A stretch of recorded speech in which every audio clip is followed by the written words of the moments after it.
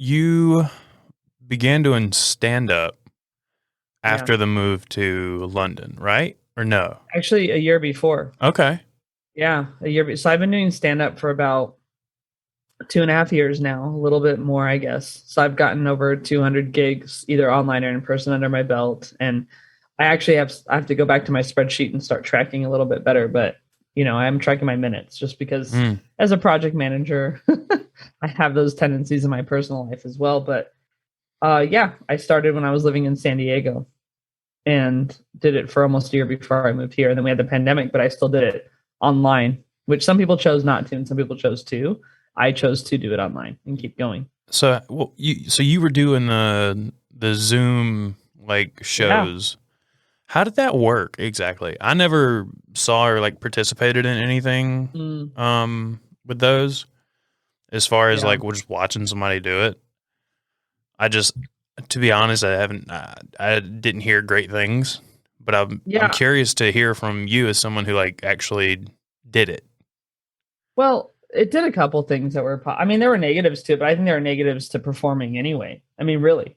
And then there are negatives to performing in rooms with, for me, if it's all, if it's like 50 men who don't find me attractive or 50 who do find me attractive, there are negatives to both of those rooms too, right? So, but with the online, so from the pure performance aspect, a lot of what you do as a comedian is you feed off the audience, and there's a whole energy component. I mean, if you are feeling bad, they're going to pretty much see it in your body language and stuff. And if you're feeling good, they're going to see that, whatever. And people react to that. And people also react to what you're saying, basically through laughter, at least you hope through laughter. So now it's as devastating to bomb online as in person, honestly, but at least online you can turn your camera off. I was going to say, you can just close your laptop and run away.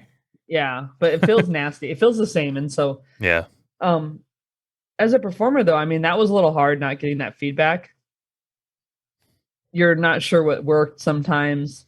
If people don't have their cameras on, you couldn't figure that out either.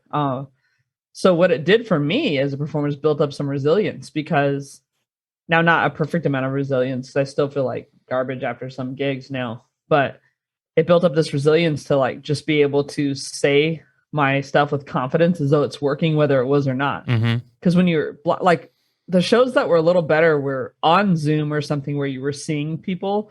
Some of them were just streamed straight to YouTube or whatever, and you had no interaction with audience at all. That was really weird, because you had to really just keep your energy up, and it was your responsibility. Hey, hope you enjoyed that clip. Full episodes of the Small Stuff Podcast are available on YouTube and wherever it is you get your podcasts. Make sure you hit that subscribe button. Follow us on Instagram, TikTok, all the things, links in the description. We'll see you later.